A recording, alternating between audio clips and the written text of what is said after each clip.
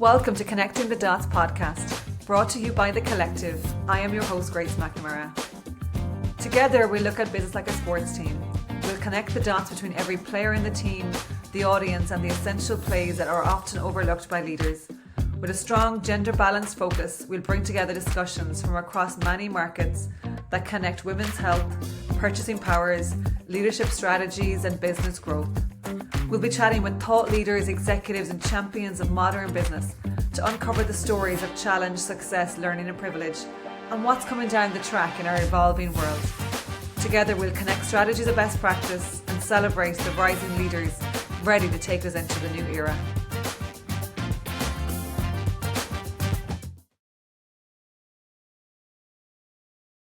Hello and welcome. Jo O'Connor, welcome, finally. I know it's taken me months to get you on the podcast, so delighted. And Dr. Lou Atkinson, welcome back. Thank you. So, really interesting conversation, lots to talk about here, very academic, very research-based, very practical world-based at the same time, so lots to talk about. So let's kick into it. Jo, I'll ask you to go first. Connect the dots for us, please, from where you started to where you are today, including both some of the professional and personal, because I know they overlap in many strengths. Yeah, thanks very much, Grace, for inviting me onto the podcast. And as you rightly say, when we're trying to connect these dots, it's very much a personal story with academia, with applied as well. But I suppose nowadays everyone seems to have a sad story. So my story isn't sad, but it is realistic. I suppose when I was 12 years of age, I broke my back very badly, and I had a very small chance of walking again. So from a very early young age, physical activity has been very, very important to me, and it's been a major motivator. And it kind of led me into a change thought process from the age of 12, if I'm being honest, that physical activity is probably one of the most important things. Which sounds all rosy and happy, but when your dad is a teacher and your sister is academically very good in school and you're not really motivated by education because you're motivated by something bigger as a 12-year-old, I didn't really apply myself in school, tended to apply myself to be honest, being physically active first, but I ended up being okay at sport. And because I wasn't academically getting into university, my legs got me in rather than my brains. So I was on a scholarship for athletics. But my motivation was always around that concept of physical activity, and I knew I was going to get into something along those lines. And what was very interesting, I had that academic or lack of academic chip on my shoulder while I was in college, because so many other students around me had done really well academically in school, and I got in through athletic ability more so than academic ability. And one lecturer pulled me aside and basically said, you know, everyone's intelligent, but in a different way, or you need to find the way you are. And I started studying Howard Gardner's theory of multiple intelligence, which some people love and some people challenge, but it was a real motivator for me in college. And it kind of led me into the idea of that, you know, your physical health and your mental health are very much closely related together. And I picked that up early, and it kind of influenced me to chase physical activity as a primary motivator for me. Now, as it happens, I ended up working in high performance sport and commercial fitness parallel to each other. But the motivation was always there to be motivated by physical activity. And that led me down the entrepreneur road to opening up fitness businesses and working for myself, and quite quickly getting into academia. So I somehow stumbled my way into an academic role in 2006. So I'm, one of those lecturers at the moment that realised that my first years weren't born when I started the job, which is a bit of a shake to the bones. And I've always had that motivation that physical activity is one of the most valuable things we have, but with the connection to very much cognitive performance. And I suppose that brought me through to setting up a commercial fitness business, your standard, what we'd call now a boutique gym. But parallel to that, I also set up what I would have called a corporate coaching, and there's lots of different elements to it, but what really interests me is how we can use physical activity and exercise to improve that cognitive performance. So if I was to join all those dots together, Grace, I would say I was an underachieving school student who realised that physical activity helped my brain work a little bit better, and once I figured out how to use education and use physical activity to improve my performance academically, I began to achieve okay academically, I think, and that led into setting up businesses and working in high performance sport. And where I am today is I'm doing a professional doctorate eventually, because in order for me to pursue a professional doctorate, I had to sell the businesses and step away from high performance sport so that I would have the time to do this. And the area I'm looking at now, and I find it really, really interesting, is how our health, our fitness, our nutrition, our lifestyle habits can improve our cognitive performance, particularly in the areas of executive functioning, memory, processing speed, and so on. So I'm sure we'll delve into different bits and pieces of that, but I suppose that's my attempt at connecting the dots. Joe, I'd forgotten about breaking your back, actually. So Lou, some of the dots you didn't connect there, I've known Joe since we were kids. So his sister is actually a very good friend of mine, as is his brother as well. And actually, when I was working in my very first gym, the job at more desk stuff, Joe was like a fish in the pool. Joe would come in and swim like 50 lengths without even sweating. So I'd forgotten about that. Oh my God. Now, Joe, you did miss one dot there as well. You've coached serious athletes at the Olympics. Can it just touch base on that for me? Because you've obviously running with Lizzie and then golf as well. So just quickly there, because they're pretty impressive accolades. And I suppose another one would have been the equestrian as well in the Tokyo Olympics.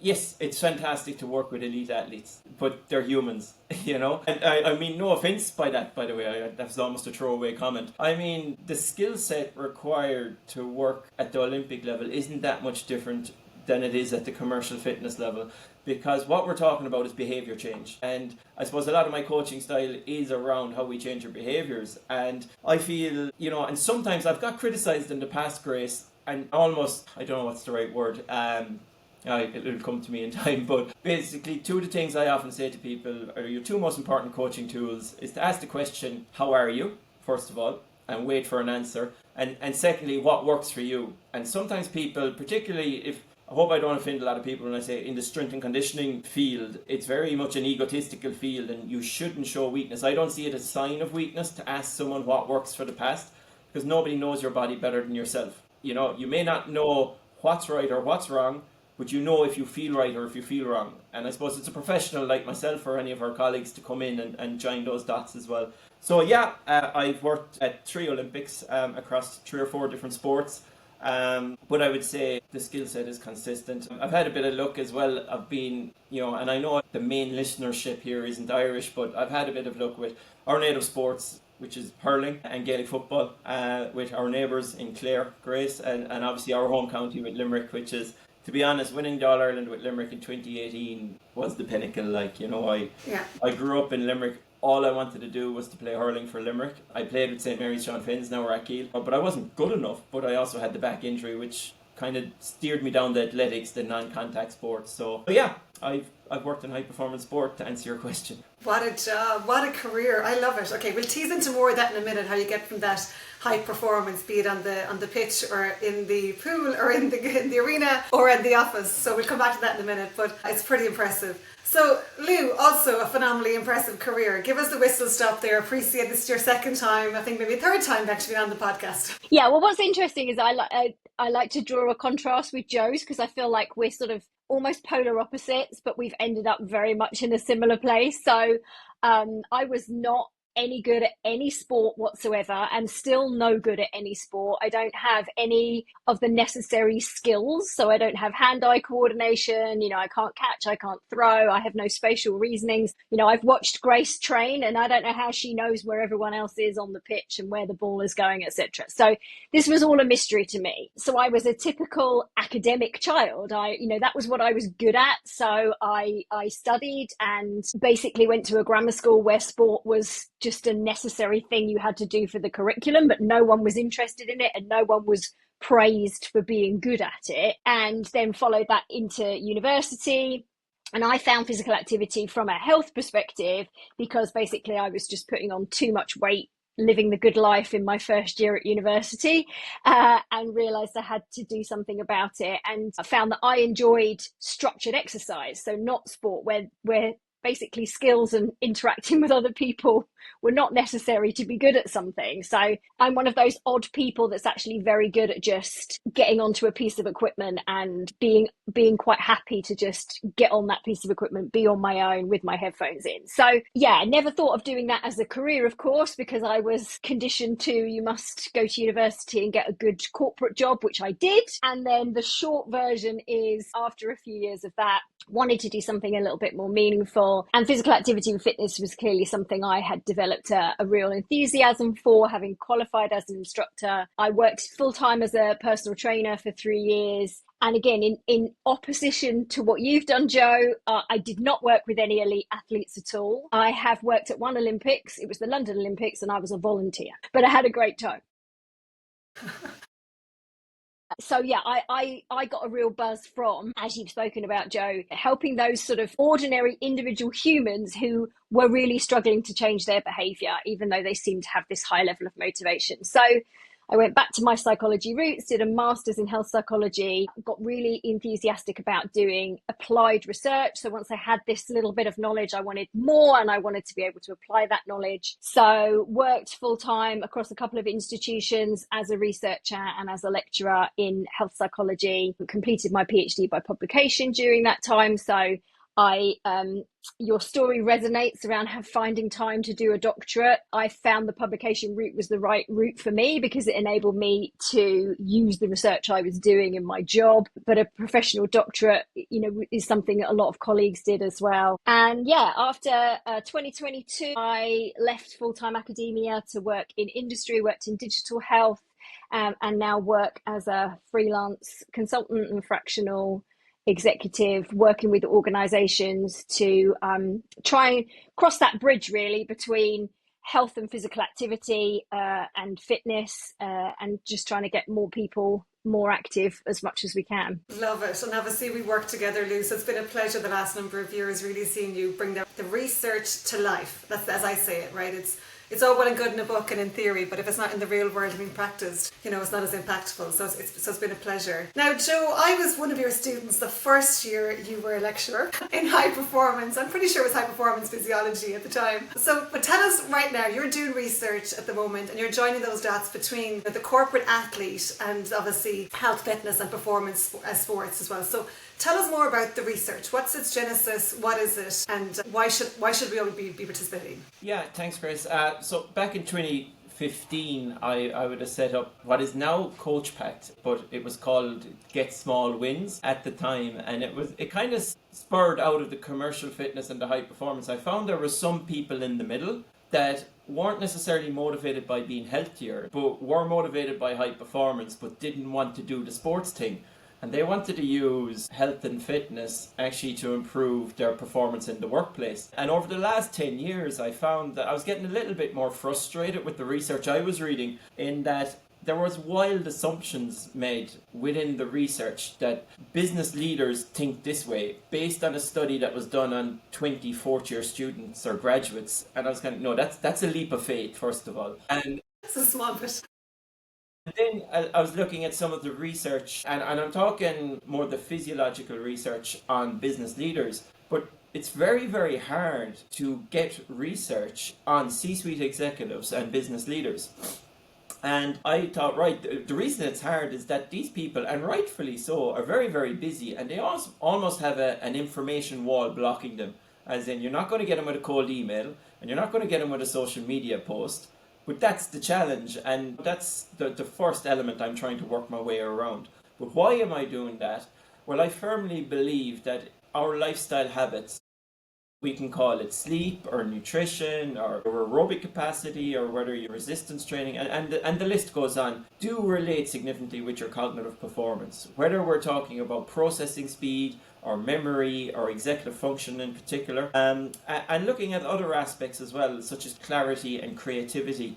And I suppose I apologise in advance, but the way I pronounce this, but Csikszentmihalyi, Lou, you might be able to help me with the pronunciation there. He was a Hungarian-American psychologist and a behaviouralist, but he looked at the whole area of being in the zone or a state of flow. And I thought that was amazing. In particular, one study that he looked at around creativity. And he looked at some of the most creative people on the planet, and he found that they had three things in common. That they were excellent at being immersed in a project that they were working on. So immersed in it that they couldn't focus on anything else. So if the phone was ringing in the room, they couldn't hear it because they're so immersed. And I was thinking, that's high performance. I see those characteristics in elite sports people, and I see it in top, I was going to say boardrooms, but we don't see high performance a lot of time in boardrooms. We see it in isolated pockets in offices. And the second thing those creative people did is they were excellent at incubation. So when they were on, they were fully immersed. But when they were off, they were fully off. And I got curious then, going, what is off for these people? And that varied massively. But for a lot of people, it revolved around different forms of physical activity. Now, not sport per se. For some people, it is sport, but that's a minority. For the vast majority of people, it's physical activity of different natures. And then the third element that came out of that research is after they switched off, then the eureka or the aha or the great business decision came to them. So that started my thought process along this way. So I was going down that rabbit hole with my business, saying I could help people with that because I know kind of physical activity and I know nutrition. My master's is in nutrition. And I was looking for confirmation of this in the literature. And yes, it's out there, but it's not really on the right people. We're making wild assumptions that it is applied to these people. So my research at the moment, I've just put out a research call. Whether it's stupid or ambitious or somewhere in the middle, I'm looking for 1,000 business leaders or C-suite executives from the 7 continents around the planet to fill out a 20-minute survey for me. Now within that survey, I'm looking at beliefs and values primarily. So what do business leaders actually value and what do they believe? And this ranges from, thought processing things that are important. Is executive function actually important, or are we just speculating? Down to, are wearable tech good or bad in your opinion? As in, knowing your resting heart rate or your heart rate variability, does this give you a little bit of wearable anxiety or not? And there's all these papers out there published, but when you go into the methodologies, and Lou, you'll appreciate a lot of the time when people scan an abstract and quote the research, we got to go into the methodology. And when I go into these methodologies, they're not done on leaders. But if some papers are, with a small number of leaders, another problem I have is that they're not done on female leaders either, That way, yes, we're not going to get a 50-50 split. If you take all the C-suite executive boardrooms around the planet, you're not going to get a 50-50 split. And whatever that split is, it varies from country to country and region to region. But I'm making an active effort to get as many female leaders and C-suite executives as I possibly can to give me their beliefs and their values about how your health, fitness, nutrition and lifestyle can improve your cognitive performance. And one elephant in the room is menopause, because a lot of the side effects of menopause are actually related back to cognitive performance, whether that be brain fog or memory or clarity. And I want to know the beliefs and values, not only of women, obviously if we're talking menopause we have to talk women, but women in leadership positions. Because a lot of the time, and I'll shut up now, but a lot of the time, the health and wellness programs and initiatives, and some of them are excellent around the planet, are geared towards frontline workers and junior or middle management. And I always ask the question, who's looking after the executives at the top? Really? We know there are a lot of executive fitness coaches out there, and on LinkedIn, when I look at some of these profiles, it's before and after body photo shoots that you might see on Instagram or TikTok. And I'm going, that's not executive coaching. And one very practical example, I have a client who will remain nameless, who doesn't care about longevity or doesn't care about health span. He exercises because it makes better decisions faster in his business, and he's motivated by business success. Now, those of us that are motivated by physical activity and health would frown upon that. But for me, that's real life information coming back from a business leader. How we can use our trades, our skill set, and our motivation for physical activity and healthy living to provide a solution for someone. So, in summary, my research wants to see the beliefs and values of business leaders. Stage 1. Stage 2 and 3 will follow in time. Love it. And I do believe that you've got a high bar there, but it's desperately necessary, because you're right. Female-male divide is necessary, and we're screaming out for research. And it is the first business leadership that I've completed that does ask about menopause. So I think, well done. And it's a high bar, but needed. Lou, what's your thoughts? You've obviously been in this world a long time as well and started your journey in the HR side. So you've seen it from that angle. Yeah, I think there's so much interesting that you said there, Joe, that we could sort of delve into. I think, first of all, to your final point about your client who isn't motivated by health or longevity, and they're purely motivated by, is this going to make me better at my role? Is this going to make my business successful? Is a really good example of why we are currently failing to make the planet more active, is because up until now, all the messages have purely been about health. And a lot of them have been based on fear appeals, which in the health psychology, behavior change world, we know have very limited effectiveness compared to other strategies. But continually telling people that they're going to live longer or they're going to live healthier is only working for the people for whom that is their primary concern or their primary motivation. So, I wouldn't frown upon that client's motivation at all. It comes to your point about we have to listen to every individual. We have to know what their drivers are. That's what behavioral science is all about. It's about saying we take a group of people who might have some things in common, but they're also individuals. And if we're going to be successful at changing their behavior for the good of everybody, because we know that healthier people are better for society, then we need to understand what drives that behavior. I think that's a really good example of how we need to stop this quite generic messaging around health. And in a way, again, it's similar to the rise of the longevity sort of market. And as you say, you talked about wearables. And, I've been known often to talk about the worried well and say, actually, we do need to be very mindful of the potential detrimental effects of the technology and the amount of conversation we have in the media these days about health and well-being and wellness, Chris. That she's allergic to that word.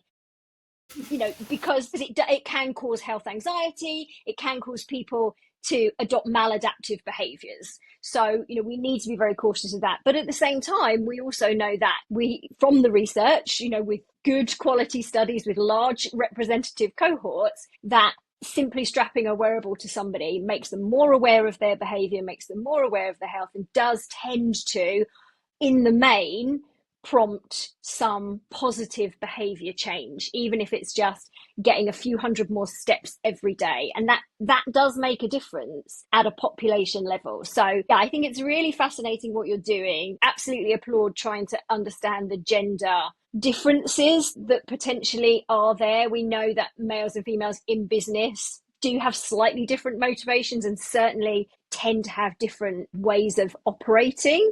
And I think one of the frustrations that often comes out in the female networks that I'm in and in the conversations that I have around gender balance and equity and those kinds of things is that we should celebrate the differences in the way that women do business, and that what we want is to have a balance between those more male and more female traits. And again, coming back to the physical activity and the health side of things and how that can help, if we understand what motivates those genders differently, we can support them in the right ways that work for them. So yeah, I think there's an awful lot of interesting work that you're doing there, Joe. Just as you're speaking, sorry, Grace.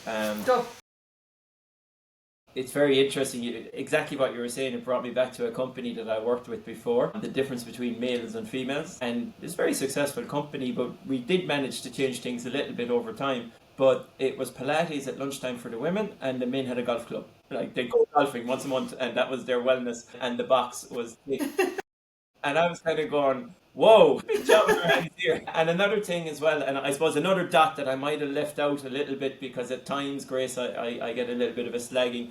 But to your point, Lou, in that sometimes we can stumble across really powerful initiatives without ever trying. And back in 2014, I was involved in setting up a TV program here in Ireland that was called Ireland's Fittest Families, a very creative name. And basically what we did is we took families and we ran them through challenges, and we looked down through the years. Like I remember looking at Superstars and Gladiator and all these great big multi-million production companies, and I was coming into our first meetings and I remember going, all right, we're going to do this and we're going to do that, and that's great, Joe, but we have no budget. And okay, so what are we doing? And they're going, let us know what you think. And so we got him jumping into bogs, and we got him hanging over rivers, and we got him to run up the side of a hill, because the hill is a low budget option.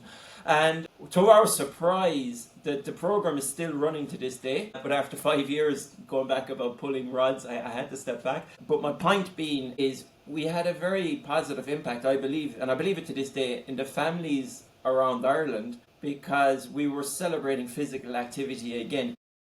Everyone had to be a member of the family. The youngest could be 14, so you might have had dad, mum and brother and sister, or any mix-up of immediate family. So everyone was bad at something, and it was almost a celebration of, let's find out what you're good at, but let's work at what you're not so good at. And it was a subtle and hidden physical activity message, and I believe that's still the case in what we're trying to do today. is trying to encourage people to do physical activity for the right reason. And to your point, Lou, that yes, the longevity movement is great at the moment, but is it the only motivation? No, I think we have to be more internally motivated to be healthy. And I think also, just to, again, to come back to what you were talking about, clearly your focus at the moment is how being physically active can help that cognitive function. And as an educator and as a lecturer for many years, again, I've been where you are, Joe, with where my students weren't born. They were born after I graduated from my first degree, and it's both lovely and depressing at the same time. But when I became a full-time lecturer, one of the things I wanted to do was try and increase the amount of activity that students did during their classroom time, effectively. So the whole concept of a lecture is the antithesis of everything I wanted to do. The idea that they would just sit and listen to me, as much as I love the sound of my own voice. We needed it to be interactive, and I wanted them to experience movement as part of what they were doing. And bear in mind, I'm teaching on psychology courses, not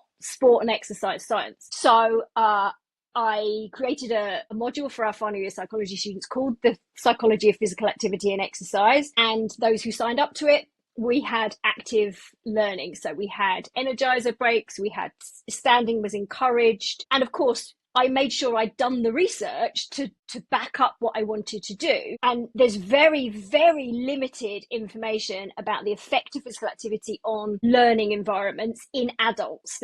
There's a small amount within children, but there's much less in adults. So call out to any researchers out there who want to look into this, because I do think it's a really fruitful area of research. But there is some limited research which I was able to use to build this more active learning environment. The feedback I got from the students around how it helped them to pay attention, how they'd incorporated it into their own study time, and how in comparison to the other modules they were doing that year, my module was just much more engaging and they enjoyed their time there. My attendance was really good, from bearing in mind final year students, not the greatest at turning up at class. So it was, if we can get people into a habit where during their education, which starts from 4, 5, 6, depending where you are in the world, all the way through university, if you go to university, and build that habit. I would talk to the students a lot about it.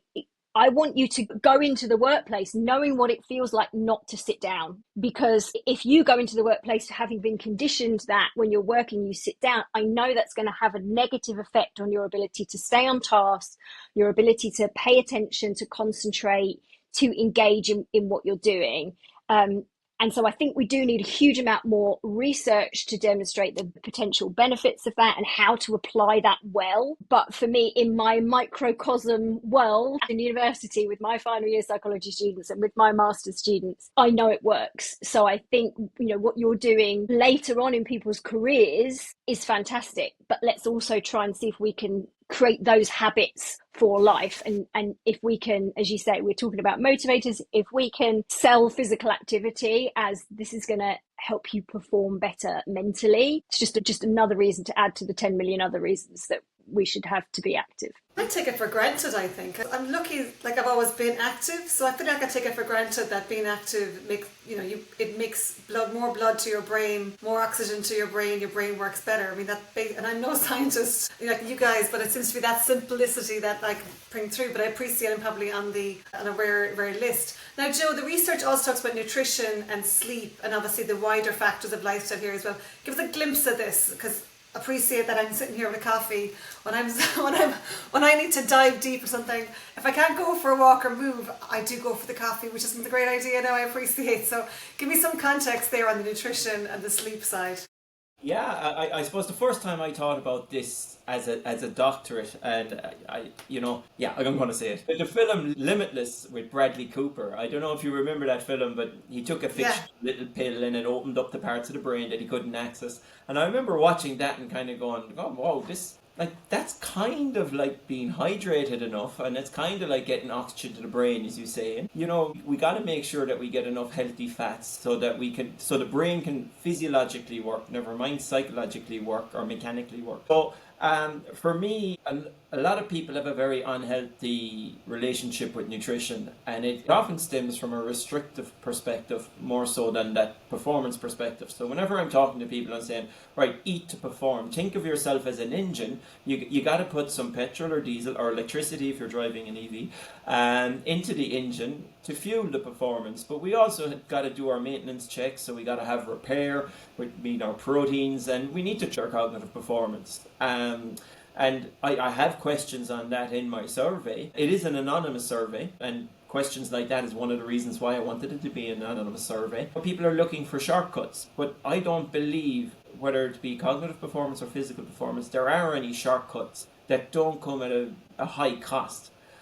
Therefore, consistency is rewarded in relation to nutrition and physical activity and sleep as well. When we look at sleep, and going back to Lou's point about the anxiety with wearable technology, I think tracking sleep is a great idea. But unfortunately, and I'm not going to name any wearables, but I'm wearing 3 wearables at the moment to track my sleep.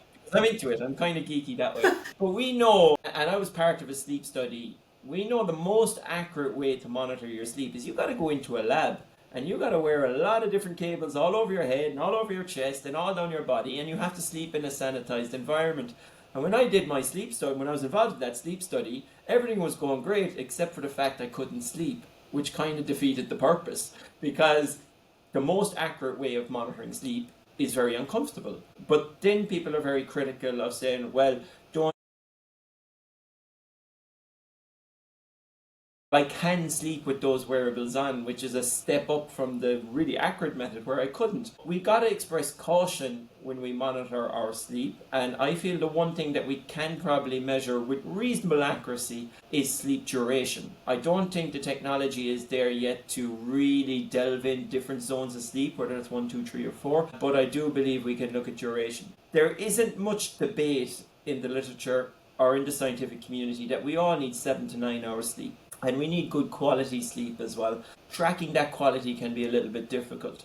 So in my studies, what I'm trying to do at the moment is going, well, what are the values and the beliefs? Because we see a lot of very successful people that might pride themselves on 4 hours sleep or 5 hours sleep. And another client comes to mind that it took me about 5 years to change this person's opinion. But they were like, my business is going well, and I'm working at 4.5 hours sleep. Now, that same person was divorced and doesn't talk to their kids anymore. And I was kind of going, you are not successful. You are not a high performer. You are not achieving what I would consider high performance. Yes, in one element of your life, you're doing really well. Now, why is that related back to sleep? Well, every time he used to go home in the evening, he was tired and narky, and it just led to more problems. Long days followed because it wasn't productive. I bring it all back.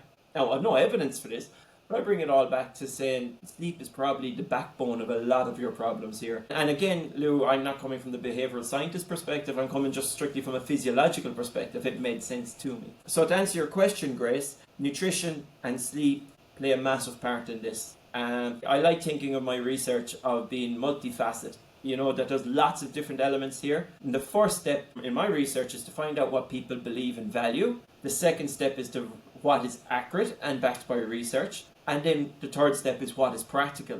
So when I get to the end of it, I would like to be able to say, right, this is the valid, reliable, actionable list of things that actually make a difference. And I'm not being paid to promote it, and I'm not getting freebies to promote it. This is what actually works. And I'm sure we all believe in the call that that list is actually quite simple and quite short. A line I often use, and the students always slag me because of this. They think, well, you know, would you not come up with another line? But, you know, simple that works is better than complicated that doesn't. But I find in the current wellness or the health or the fitness or the nutrition marketing world, complexity is a selling point. And I feel a lot of people hide behind that complexity, because if everyone's confused and just buying follow the herd, you know, that's not success. And I believe true health and true health span is relatively simple, not easy to execute, but relatively simple in its principles. Sleep, nutrition, positive mindset, getting your stress balance right, work-rest ratios. And if I can bring it back to the gender balance aspect of this, I think that's really important, because we know that women tend to take on the majority of the burden of the unpaid labour. So when we start talking to them about lifestyle and, you know, people who want to be successful in their career and how those two things work together, it can add up to a huge amount of pressure and leading to a sense of failure. And there's a lot of Instagram memes at the moment around, not just for women, of course, for everybody, saying, oh, you know, well, make sure you've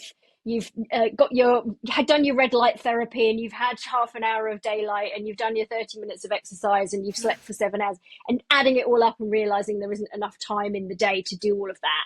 So it applies to both genders, of course, but I think there is already this existing pressure on women to maybe be seen to be doing a little bit more. And then if we add in the lifestyle, the optimal lifestyle as is put out there into the media, it just gives another opportunity to feel like you're failing somehow. So I think if we can find those really simple evidence-based recommendations that are practical, that are applicable, and where individuals can actually look at them for themselves and say, these are the things I can realistically change in my life. These are the things I can't, but that's okay because I know these things will work and I'll just do my best. So I think having those simple evidence-based messages is going to be really powerful. Yeah, and not letting perfection get in the way of progress.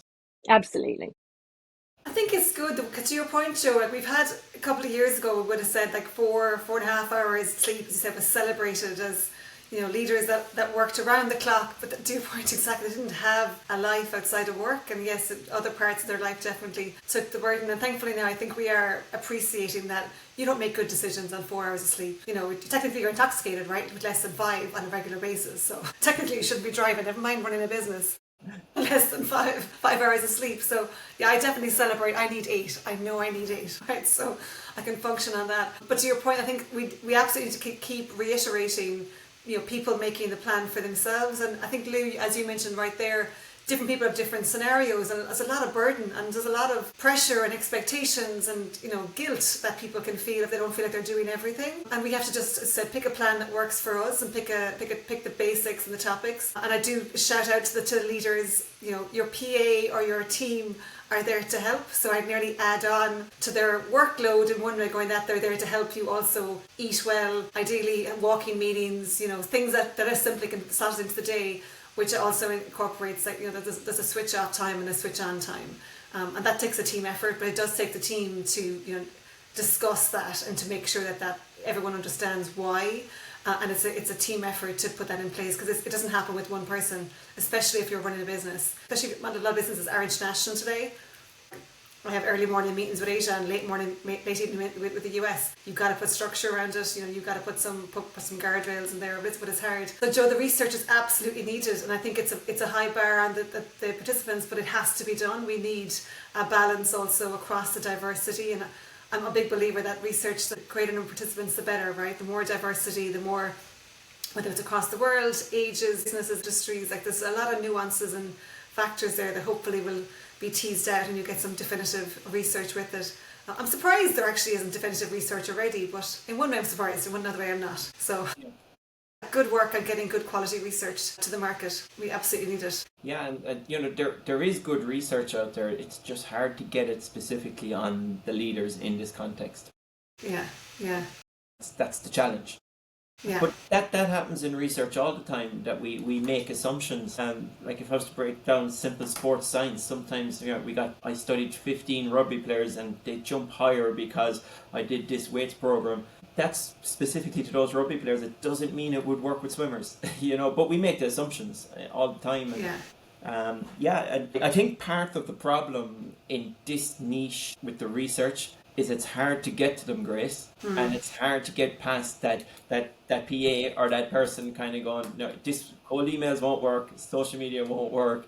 That's why they're high performers, because they're really good at shutting down things that don't have a priority. I would probably, the way I'm selling my research to some CEOs and executives is this is an opportunity to actually help the people who more times than not will not say they need help, but deep down they really need it, and sometimes it's their health will tell them eventually that they need help. Yeah, it'll give in. But also I think one of the things that motivates, go back to Lou's point here, a lot of women in particular, not just men aren't, but are motivated by paying it forward. So even if there's, you know, leaders listen to this and it's not for your benefit and maybe for the next generation or the next person that's taken up your role in the next few years or whatever. So yeah, strong advocate for. We'll share the link in the post as well, Joe, on the research. I know we've shared it on networks already, but happily keep sharing because it's an important piece of research. And yeah, it's business leaders you're looking for across the world and across industry and across gender as well. So that's an important call out to anyone listening and pass it on. I really appreciate it, Grace. And I suppose just one thing I would say is sometimes when the people see the title, they kind of go, oh, I'm not healthy, or I'm not into sport, or I'm not. The prerequisite here is that you're a business leader or a C-suite executive. I want to know your beliefs and your values in this stuff I'm researching. Not necessarily whether you do it or not, it's what your beliefs and values are, because that will, to Lou's point, help us to get people going at a level that's suitable to them. You know, we don't have to chase perfection here. So the prerequisite is that you're a C-suite executive or a business leader, and I want to know your values and your beliefs around health, fitness, nutrition and lifestyle, and whether that makes a difference to your cognitive performance or not. Yeah. Okay, let's pull this forward a little bit. I know you guys have been involved in Olympics. I still want to be an Olympian. I've still got high hopes for paddle or pickleball or something that's going to be a new sport. That age won't be a factor with it. So, Joe, I'll come back to you on being my coach. Lou, you'll be my psychologist and that side of things. But what does the future look like? Like, if you were to play this forward and, you know, if everything was possible and you were to say, look, what does the best case scenario look like? And hopefully in 5 years' time we get there. What does it look like? Joe, what does the world best case scenario look like for you? I think that we go back to basics, Grace, and that we value the things that are most effective, like the fundamental basics of sleep and regular physical activity. If your physical activity happens to be sport, fantastic, but it doesn't have to be sport at all. Physical activity is far more important than sport. And we see that with so many people that may have had a negative sporting experience as a child, and as a result are not physically active until they hit their 30s, 40s or 50s. Getting it back to the things that make the biggest difference. When I look at myself, one of the most important things for me now is being strict with my time and really valuing family time and being at home and not feeling guilty. I think so many people feel guilty by stepping back from work or stepping back from business or stepping back from anything. Like, my wife is self-employed as well. She has her business. You know, we don't feel the guilt anymore when we're doing things either for our family or for our own health and well-being. And they don't have to be complicated, they just have to be consistent. So to answer your question, I think it would be successful if we have people all over the world stepping back and doing the basics right in 5 years' time. Because I fear, for many reasons, I think comparison is the theft of joy. Social media forces us to feel that we have to do really complicated things and an awful lot of them. And there's an element of just keeping up with the Joneses. Is that an international phrase or is it just Irish? Mm-hmm. No, that is an international phrase. Good to check. I'm so active and look at me and I'm posting everything and so, like, who cares? You know, you should care and no one else should care. So yeah, back to basics and getting that holistic health right. And I do believe family and friendship is a massive part of that. Real friendship, not associates. Love it, and no guilt. That would be great. Yeah. But stop being guilty about everything. Lou, what does the best case scenario 5 years in the future look like for you? Yeah, I mean, I think this may be more like 15 years than 5 years. But interestingly, talking about social media, Joe, I was at a really interesting fitness technology summit last week in London, and the final speaker was talking about AI. And he basically, a basic statement was, social media is going to eat itself because... Yeah, exactly. Yeah, celebrate, Joe. because it's becoming impossible to tell what's real, and it is full of the type of content you're talking about, Joe, and it will just become such a negative environment that no one will engage with it anymore. And I guess I would probably hope that that's the case. But on a broader scale, if we could maybe counteract the influence of social media, coming back to what I was talking about earlier in terms of if we can start getting the messages out at a very young age that physical activity isn't just about health, because we know young people don't think about what's going to happen in 30 or 40 years' time. We have research to prove that doesn't, and we've all lived it. None of us cared about what was going to happen to us when we were in our 50s and 60s, when we were in our 20s. So, those messages don't work. But if we say things like, you're going to find school is a little bit easier, you're going to be able to do your homework a little bit quicker, you're going to be better at video games, you're going to be better at sport, You're going to be better at the things that interest you if you pay a little bit of attention to those basics. As you were saying, Joe, get a good night's sleep, eat good quality food, stay hydrated, move around as much as you can. If we can create learning environments where, let's face it, from the age of 4, 5, 6 until you're maybe 18, maybe into your early 20s, this is where you spend the bulk of your time. We need to create environments where people can live a healthy day-to-day lifestyle, and that includes moving around, it includes good social interactions with people, access to good healthy food, plenty of water, etc. And then hopefully we'll have generations who will carry those good basic practices through into their lives, and social media will no longer have an influence. I love it. Just back, and I hope you don't think I'm outside my scope of practice or in the wrong lane. When I talk about Roy Baumeister's research, when he looked at, there was a famous study when they looked at cookies and radishes, and long story short, I think it's one of the places where the phrase comparison is the theft of joy came from, but I'm paraphrasing and probably doing a bad job in it, but he was kind of saying that your prefrontal cortex is really good at decision making, and it's really good at rational thinking, and it's part of the brain that we use an awful lot for comparison.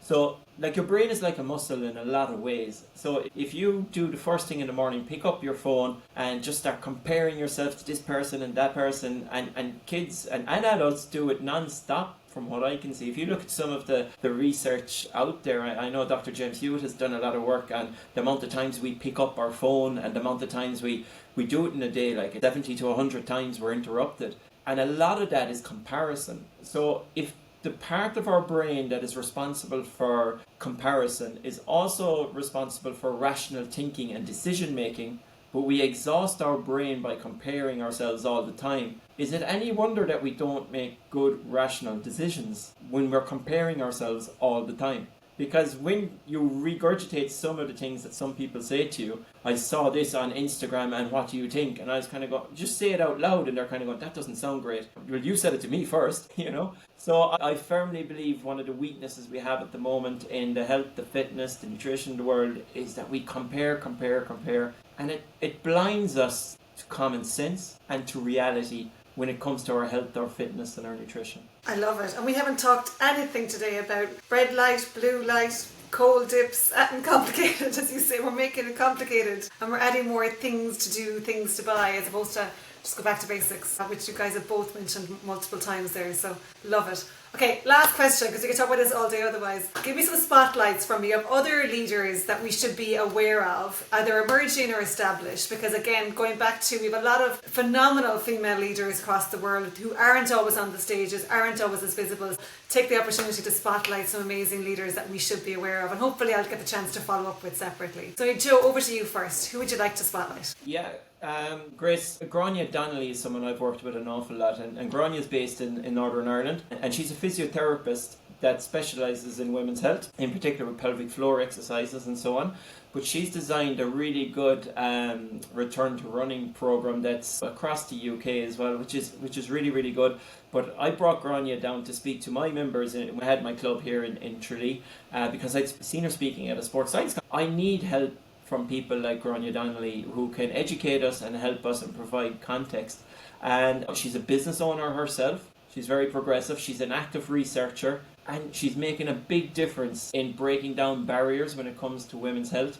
And I think joining the dots between yourself and Grania would be that I believe there's a lot of female leaders, and I'm biased to this area of research as well, who are experiencing women's health issues. But there's enough stress within the workplace to even put themselves first. This is a stressor at home that barrier needs to be broken down. And the work and the research that Grania is doing, I think, is great and is amazing. And I would definitely recommend Grania Donnelly. Great shout out. Yeah, and her profile's amazing. I can't wait to get connected with Grania. And obviously Grania Lou is Irish for Grace, so we just got two amazing names in there. So happy to connect. And also connecting the dots, I know Grania very well because she is on the scientific advisory board for the Active Pregnancy Foundation, as am I. Brilliant. So yeah, I know her work really well, and I completely agree. She's fantastic. And I will follow on with my highlight after that. who is Professor Margie Davenport, who's based out in Canada. She has run a lab for many years now, really driving forward the research around physical activity in sport during and after pregnancy. She's an absolute badass when it comes to this. So on a similar theme, where she has really been making a difference is getting the research done that people assumed you couldn't do. So as you'll know, Joe, being in the research world, often pregnant women are just excluded, from every piece of research, sometimes for good reasons, sometimes just because people don't want to get involved with having to go through doing the risk assessment and understanding the full ethical implications of doing research. And Margie's one of those people who said, it has to happen because we are making recommendations for what women should and shouldn't do during their pregnancy and after their pregnancy without any evidence. So we have to build that evidence base. So her and all of the people in her lab, she would always want to credit all the people in her lab and not take the credit herself, have done some fantastic work over the years in terms of things like exactly what you were talking about, Joe, running during pregnancy, but most recently around lifting weights and doing Olympic weightlifting during pregnancy. She's got a lot of research ongoing that is going to really change how physical activity in sport during pregnancy is conceived and therefore hopefully how it's supported. And basically she is leading the way in busting all of the myths about things that you shouldn't do or can't do during or after your pregnancy and making sure that we have evidence-based, safe recommendations so we know if you're a coach, if you're an instructor, if you're a healthcare professional, that you can support women to be active in the way that works for them, because not everybody wants to do pregnancy yoga or aquanatal classes. Some people want to do snatch and clean and jerk and, or run marathons, and they should be able to do that if it's appropriate for them, which we're gradually gathering the evidence, thanks to Margie and all her colleagues, to say it is. Love it. Great shout out. And I love the fact that you guys also know the same people as well. The world is tiny in so many ways, which is excellent. We're all connected somehow. We're all connected. There's a lot of dots that we all seem to overlap with, so I love it. So, few shout outs. First of all, thank you guys for the spotlights. They were absolutely amazing. I can't wait to talk to Margie and to Gronia. I mean, Joe will link the research for sure, and I'll encourage every professional listening to this to pass it on. If you're not the business leader yourself, pass it on. We need good quality, as large a sample size as possible across the world of leaders to implement into research, so we have quality research to do that. And likewise, going back on what Lou you were talking about there, we need women, men, across the world of non-binary as well to complete as many research that is in the world of health, fitness, sport, sleep and everything. So we have good quality research, which gives us very good practical realities for the world that we live in. So I think, and thank you guys, you both sit on the world of bringing, theory to life, which is where I think it's the most powerful for sure. So great work on both doing research, but also into the real world. One stat that I often bring up is that it takes 17 years something to become best practice, become standard practice in healthcare, and that 17 years has to change. So the more we participate in research, the more people of all cities and all ethnicities and all geographies can participate, the more we can get to what's practical and realistic for us and for each one of us in a more personal and precision-based ways. So keep up the good work. It's a pleasure. I shall see both of you hopefully really soon, thankfully. And don't forget, I want to be in the Olympics in 28, if not 32, so we'll come back to putting a plan in place for paddle or pickleball or some other sport. I'm open to all the options. If anyone can get there, Grace, it's you. I have high hopes. I've got good coaches. I've got a good team. Thank you, guys. Thanks. Thank you. Thanks for tuning in to Connecting the Dots. If today sparked a new idea, helped shift your thinking, or gave you something to take forward, share it, rate the show, or drop us a message. And don't forget to subscribe so you don't miss the next conversation. Until then, keep connecting the dots that matter.